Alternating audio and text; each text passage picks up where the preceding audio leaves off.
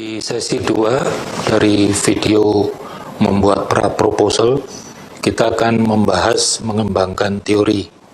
Di sesi yang pertama, kita telah membahas bagaimana masalah penelitian terbentuk, yaitu mulai dari suatu topik atau masalah praktis yang dijumpai oleh peneliti di laboratorium atau di lapangan atau di klinik. Kemudian dari topik ini dapat diidentifikasi kata-kata kunci, dan seringkali kita harus coba-coba beberapa kata kunci. Kemudian dengan kata-kata kunci ini kita mencari makalah systematic review di website dari makalah-makalah ini atau dari organisasi-organisasi pialang pengetahuan. Kemudian dari kesimpulan dari makalah ini akan disarankan masalah penelitian, yaitu masalah yang dihadapi para peneliti. Biasanya berupa kesimpulan yang kurang valid atau kurang logis, karena kerangka konsep yang kurang valid, atau karena desain penelitian atau rancangan penelitian yang kurang valid, atau keduanya. Dan karena makalah systematic review ini terbitnya beberapa tahun sebelumnya, dan makalah-makalah empirik individual yang ditelaah juga lebih lama lagi, biasanya 2 tahun lebih tua dibandingkan tanggal terbit dari makalah systematic review, maka si peneliti harus mengupdate telah pustaka dan kemudian mengupdate masalah penelitiannya. Misalnya, kalau kita ambil contoh dari makalah systematic review yang kita bahas di sesi yang pertama, yaitu makalah dari Robbins dan kawan-kawan yang berjudul School-Based Physical Activity Programs for Promoting Physical Activity and Fitness in Children and Adolescents berumur 6-18. Masalah penelitiannya adalah apakah program kesehatan sekolah mempunyai hubungan yang bermakna dengan perilaku sehat dan status kesehatan dari anak sekolah dan remaja sekolah. Sebenarnya masalah penelitian ini bukan menanyakan, tapi mempertanyakan apakah betul ada hubungan antara intervensi berbasis sekolah dengan outcome-nya. Jadi mengapa ini masih dipermasalahkan? Karena Robbins dan kawan-kawan menyatakan bahwa bukti tentang keberhasilan intervensi berbasis sekolah sampai Oktober tahun 2011 memang menunjukkan bahwa intervensi kegiatan fisik mempunyai pengaruh positif terhadap perilaku dan volume oksigen atau uptake volume oksigen maksimal. Sedangkan sebenarnya yang diukur untuk keluaran sekundernya adalah lebih banyak, yaitu tekanan darah, kadar kolesterol, dan sebagainya. Jadi ada hal yang masih harus dibuktikan. Dan mereka juga menyatakan bahwa pengaruhnya kecil terhadap kegiatan fisik dan VO max ini. Dan juga ada bias. Sehingga mereka menyarankan supaya ada penelitian lebih lanjut tentang pengaruh jangka panjang, karena yang diteliti itu intervensi-intervensi 12 minggu ke atas, tapi disarankan supaya lebih panjang lagi diteliti pengaruhnya. Dan karena yang dijaring adalah makalah-makalah empirik yang menggunakan rancangan eksperimental, jadi disarankan supaya menggunakan minimal juga rancangan eksperimental murni. Jadi memang masih ada masalah dalam hal kerangka konsep dan dalam hal rancangan penelitian. Jadi bagaimana kita melakukan updating telah pustaka? Apakah ada makalah penelitian empirik setelah Oktober 2011 dengan kerangka konsep yang lebih valid dan rancangan penelitian yang lebih baik?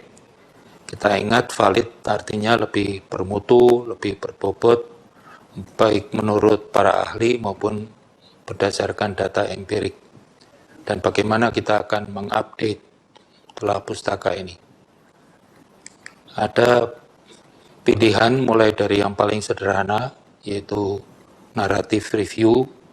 Jadi makalah-makalah yang kita temukan, kita review secara naratif, mungkin disitir sana-sini, diberi komentar, kemudian meningkat menjadi quick scoping review. Scoping artinya diperluas menjaringnya, tapi juga reviewnya seperti naratif review.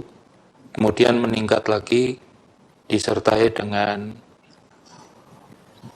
assessment atau critical appraisal, tapi yang cepat, rapid, atau full systematic review seperti yang dilakukan oleh Dobbins dan kawan-kawan.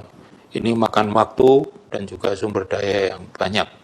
Tetapi kita jika ingin menghasilkan disertasi yang outstanding, yang luar biasa, memang harus melakukan full systematic review lanjutannya. Kemudian jadi kita dihadapkan kepada pilihan-pilihan ini, yaitu melakukan jaringan atau pencarian makalah-makalah penelitian empirik yang komprehensif atau sesuai dengan sumber daya yang ada. Misalnya hanya makalah-makalah yang terbit di jurnal-jurnal open source atau yang ada di perpustakaan atau yang bisa dijangkau dengan internet. Atau kita ingin melakukan seperti systematic review, yaitu dengan mesin-mesin pencari seperti Cochrane systematic review. Kemudian yang kedua, apakah makalah-makalah penelitian empirik ini direview sekedar secara naratif atau dengan critical appraisal, yaitu membuktikan apakah kesimpulannya valid. Kemudian disintesis menjadi tujuan penelitian dan masalah penelitian yang berikut.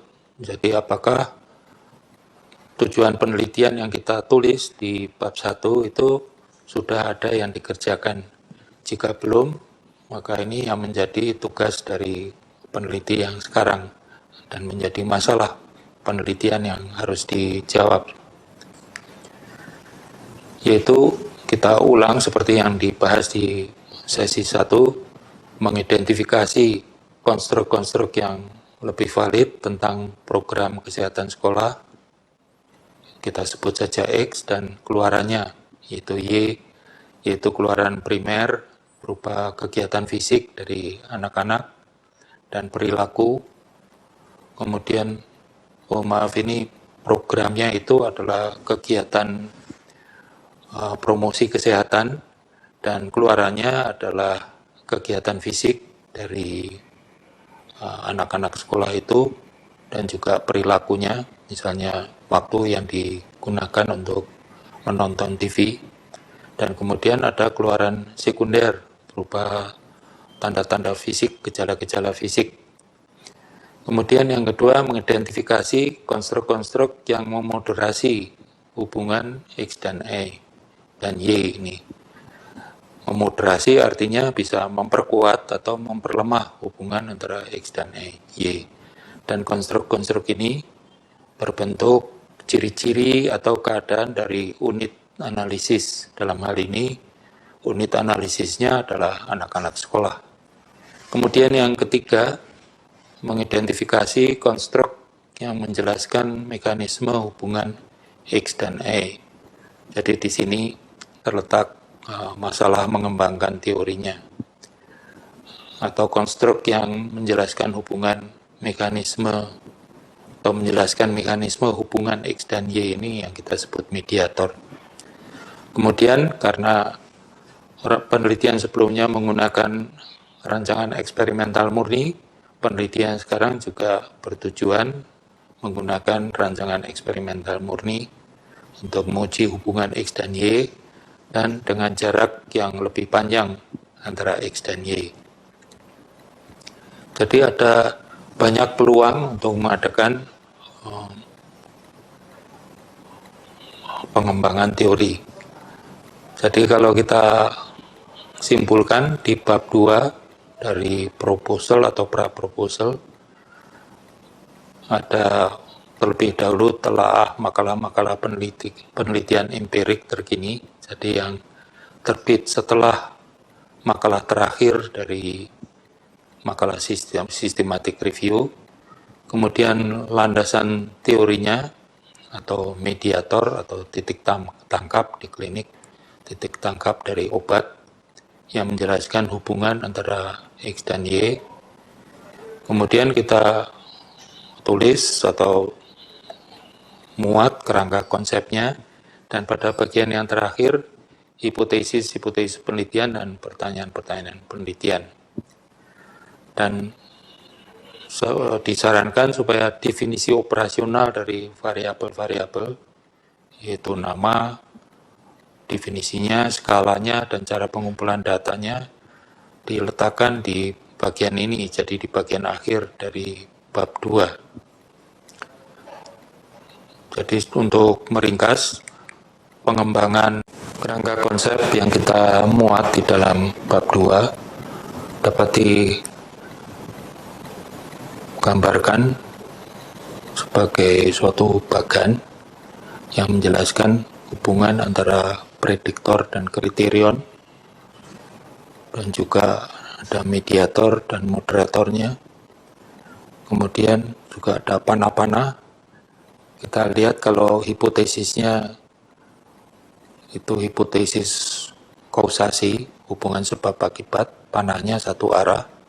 Sedangkan kalau hipotesisnya hipotesis korelasi, panahnya dua arah, karena bisa kriterionnya yang dipakai untuk memprediksi konstruk yang di sebelah kiri, atau sebaliknya konstruk yang di sebelah kiri memprediksi yang di sebelah kanan. Dan elips-elips ini menggambarkan kalau konstruk-konstruk ini masih laten, belum siap untuk diukur. Jadi perlu dijabarkan lebih lanjut menjadi variabel-variabel yang digambarkan dalam kotak yang menunjukkan kalau sudah siap untuk diukur atau item-item. Kemudian ada panah juga dari prediktor ke mediator.